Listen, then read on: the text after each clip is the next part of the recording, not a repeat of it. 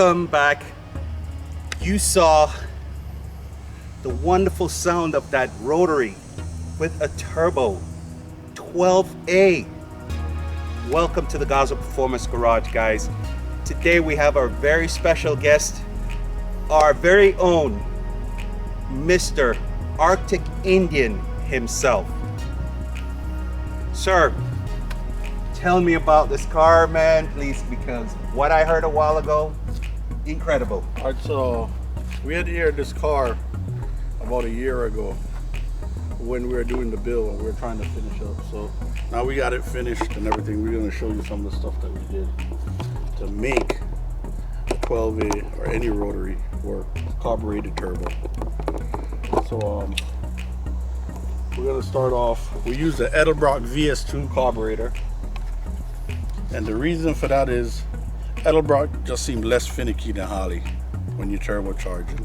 It took me about 4 or 5 hours to tune this carburetor compared to other carburetors that we were trying to turbocharge, like Mikuni, Delato, Holley. So I went back to the Edelbrock because it was just easier to tune. And then we use a water-cooled turbo and a special cooling system to separate the heat from the intake side of the turbo and the exhaust side of the turbo. Wow. Also with an oil cooler. Wow, show us the cooling system for the turbo you set up. So here we have a reservoir. And in this reservoir we use, I use distilled water and coolant. Whoa.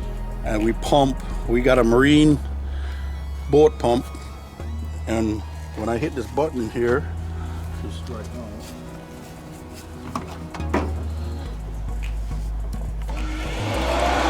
you see the water flowing through the turbo and the whole system. Yeah, see that, wow.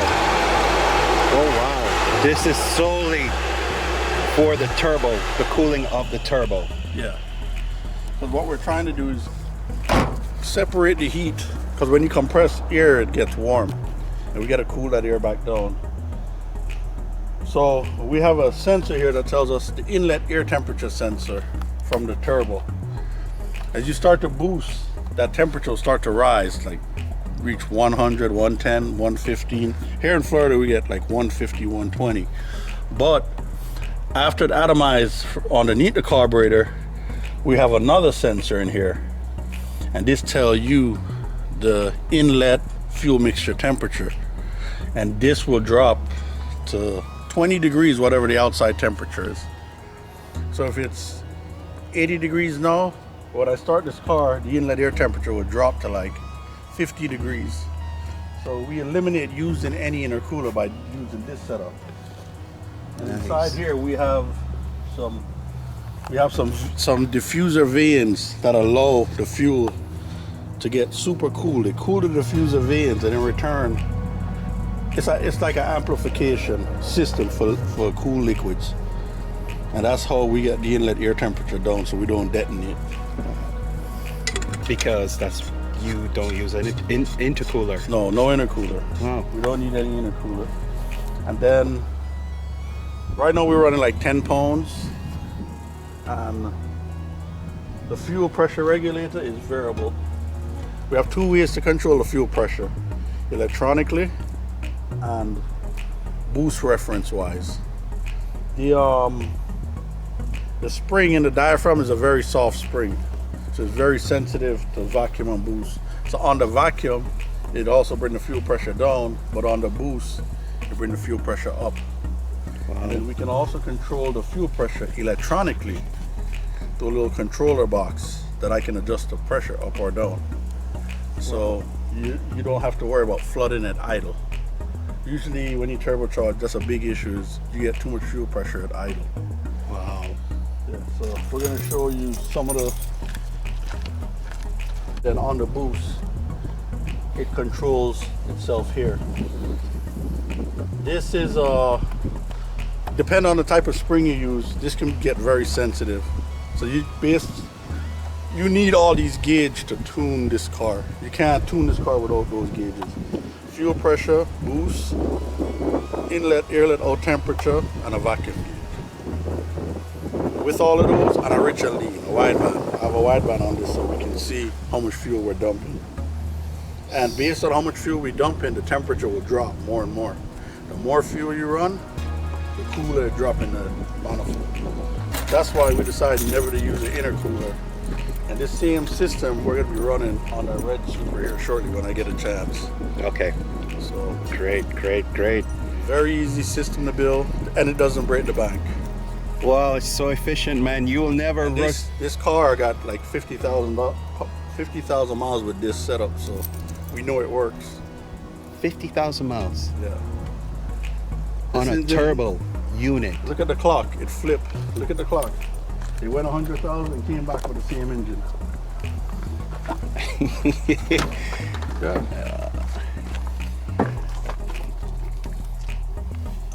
God. Oh, wow, yeah. I put the boost on this about 95,000 miles, and the clock flipped, and we're now at 50, 60, whatever. Dude. And the smoke you see when we're running it is two-stroke. Premix. Yeah, we run heavy, a lot of premix. Premix. Rotary love premix. Yeah, well, that's the best thing to do for a rotary. We have an oversized evaporator because the AC in this does work. And it works really well. As you can see, we can't completely bolt this down because we have an oversized evaporator. That's right. I move the receiver dryer here because it's just easier to get to And you did this all by yourself. all by myself. So hence the name Arctic Indian. Yes, sir. You're the man that can build yourself your own AC unit. You don't need to follow nobody. Yes, sir. No manual, no setup. You No know setup. your stuff. Yep, we just come out here and make it happen. Just like that. Yeah. But this setup is going to work good on the Supra. I'm going to run this same setup. A water to air intercooler and run the same radiator setup and the same turbo setup. Wow. So we're going to extract the heat and allow the temperature to drop. Wow. This whole section here is the trick in cooling the air from here to here.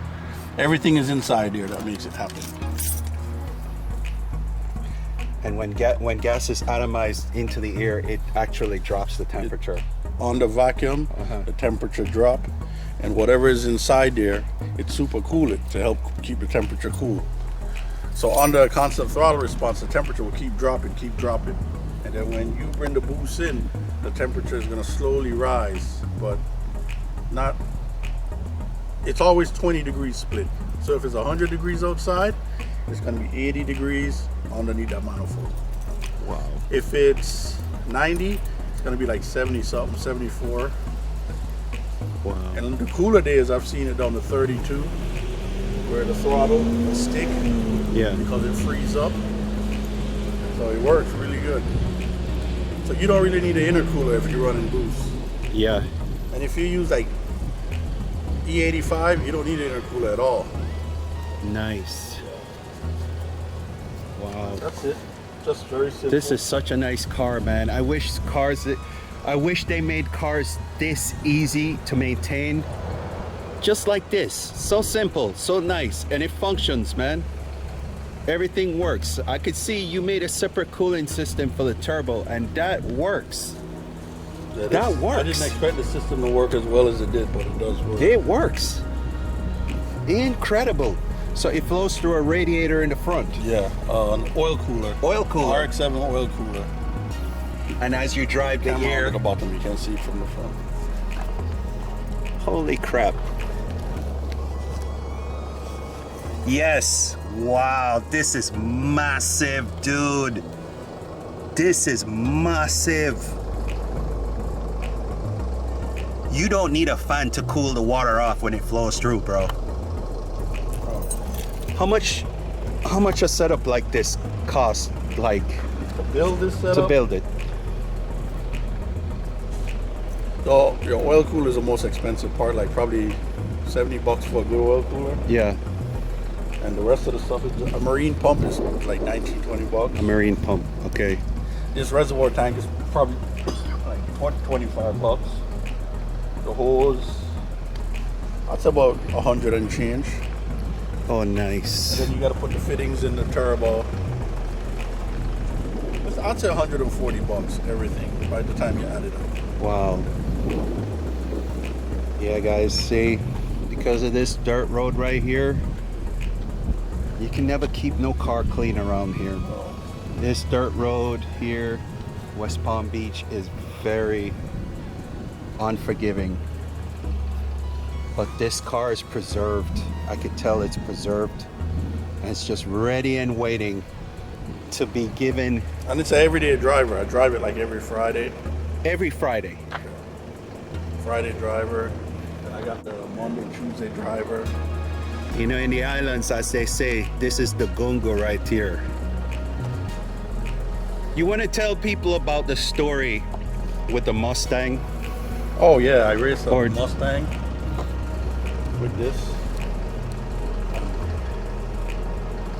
We were neck and neck, and then I just pulled away from him. Around 10 pounds. 10 pounds or so. Wow. But I was still in the phase of tuning. Like, it wasn't completely tuned, but it had a lot of power. But you left him though. Had a lot of torque, yeah. You left him. You could not understand why you passed him. Well, power to weight. This Power is to weight. Yeah. Yeah. 170, and this is a lot of horsepower. How much you think? 200? Probably around that.